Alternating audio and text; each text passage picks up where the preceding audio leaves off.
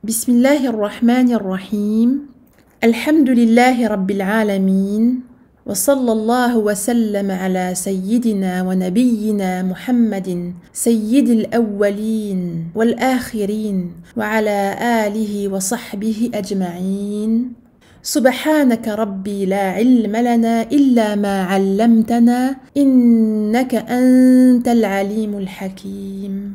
Je reviens sur Souratul Inshiqaq et j'analyserai ici, Inch'Allah, les dissimulations concernant uniquement An-Nun As-Sakina wa Tanwin. En arabe, Al-Ikhfa Al-Haqiqi. Al-Ikhfa, on en a parlé dans de nombreuses vidéos, fait partie des règles du Nun As-Sakina wa Tanwin. Cette règle fait partie en réalité des 4 règles qui composent les règles du Nun As-Sakina wa Tanwin. Je vais citer les 4 règles, Inch'Allah. Comme je le disais, nous nous concentrerons sur Al-Ikhfa. Je donnerai des exemples, donc tirés de cette sourate, et j'analyserai, je décortiquerai et j'expliquerai la façon de faire, techniquement parlant, et la façon de prononcer donc ces mots dans lesquels sont contenus des dissimulations, donc des ikhfa. Les 4 règles du Nun As-Sakina wa Tanwin sont Al-Idram, l'assimilation, Al-Izhar, l'apparition ou la clarification, Al-Iqlab ou Al-Qalb, la substitution, et Al-Ikhfa. Si je me concentre donc un peu plus sur Al-Ikhfa, je vais pouvoir vous dire que Al-Ikhfa concerne An-Nun As-Sakina wa Tanwin suivi des 15 lettres qui sont contenues dans ce que je vais vous citer, Inch'Allah, tout de suite. Sif dha thana kam jada shakhsun qad sama dum tayyiban zid fi tuqa da' zalima.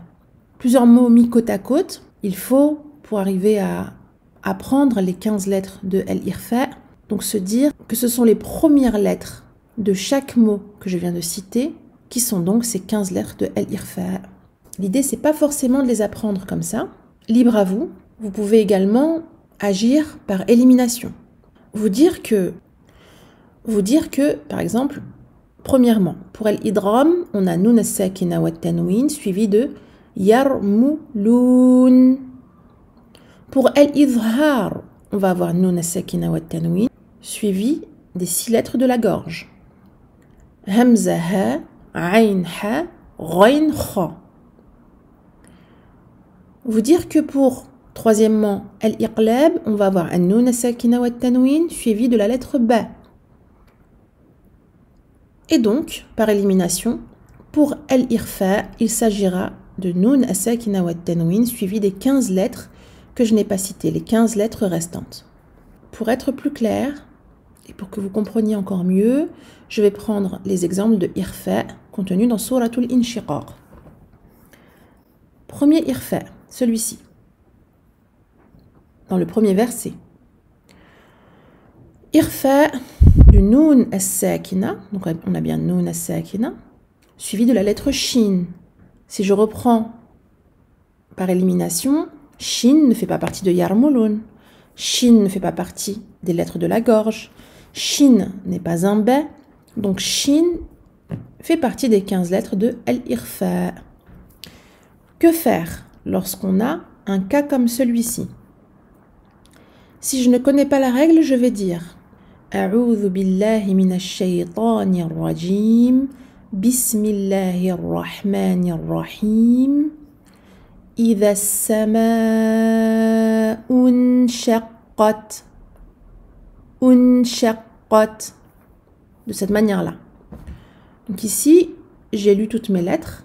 Et j'ai lu mon Nun normalement, clairement. Et je suis passée au Shin, puis au Qaf, Mushaddada, puis au Ta. Mais ce qu'il faut faire, et ici on a une indication de couleur verte, c'est qu'il va falloir cacher ce Nun. Al-Ikhfa, on cache. Comment cacher un Nun? Je vous réponds, je cache mon Nun en ne faisant pas tout d'abord un noun normal, un noun clair. Et pour ne pas faire un noun clair, je n'irai pas poser le bout de ma langue sur mon palais. Car c'est la manière de faire un noun clair. Je ne dirai pas donc إِذَا السَّمَاءُ انشَقَّتْ. Je décollerai donc le bout de ma langue de mon palais. Et j'irai plutôt me diriger vers le makhraj de la lettre qui suit. Donc le point de sortie ou point d'articulation de la lettre shin. Et quel est donc le point d'articulation de la lettre shin? Je vous réponds, il s'agit donc du milieu de la langue qui remonte. Donc au lieu de poser le bout de ma langue sur mon palais ici, je commencerai à partir du noun ici vers à remonter le milieu de ma langue et non plus le bout de ma langue, sans toucher le palais. Mais je commence à remonter le milieu de ma langue. La raison de ceci est la suivante.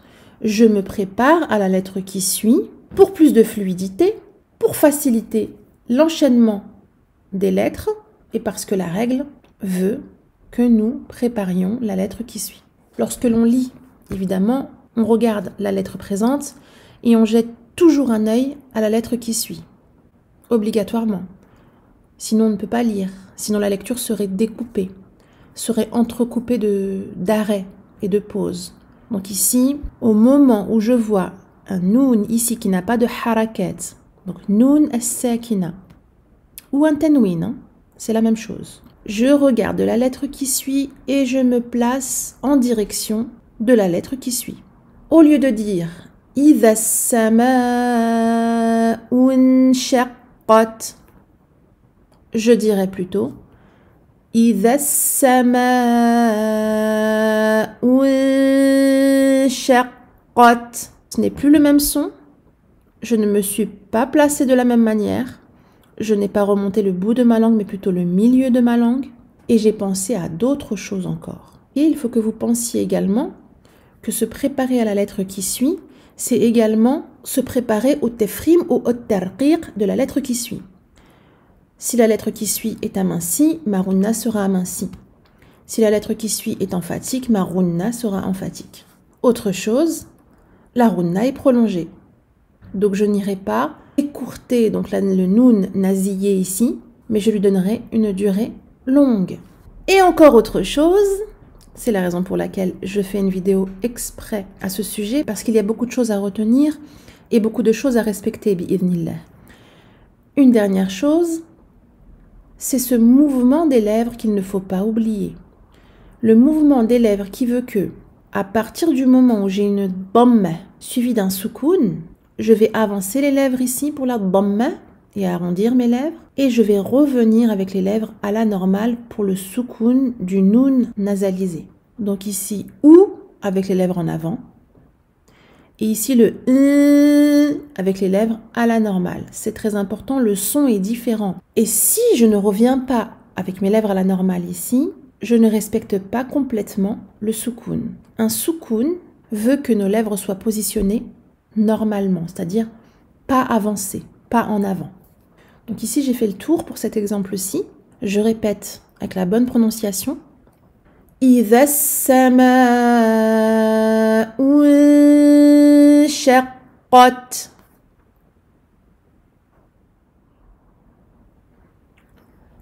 Deuxième irfa dans cette sourate.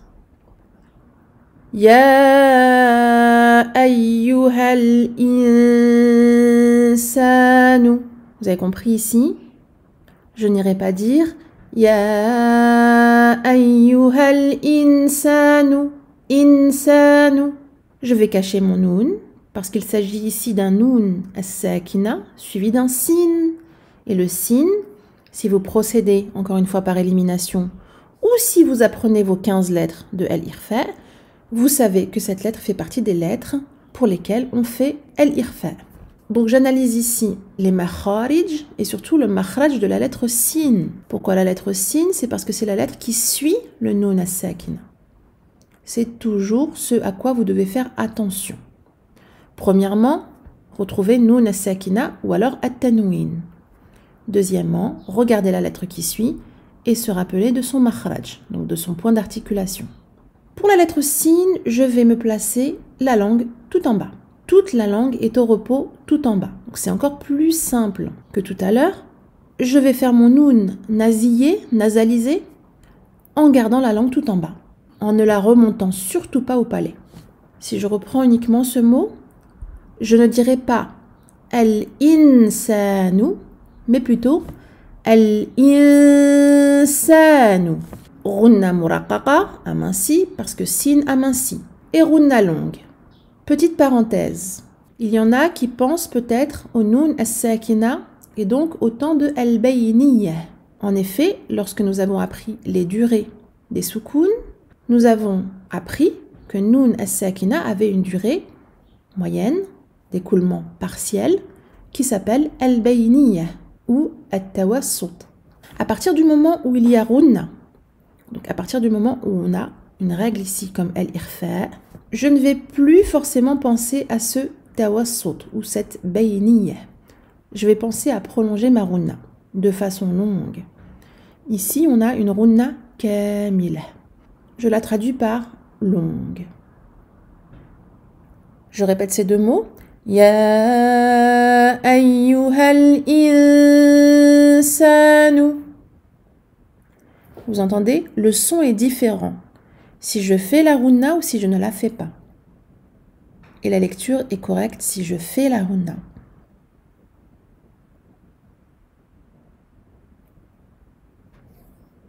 Troisième irfa dans cette sourate.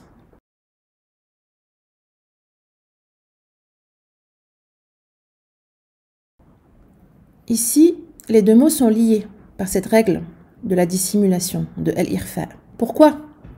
Il s'agit ici d'un tanwin.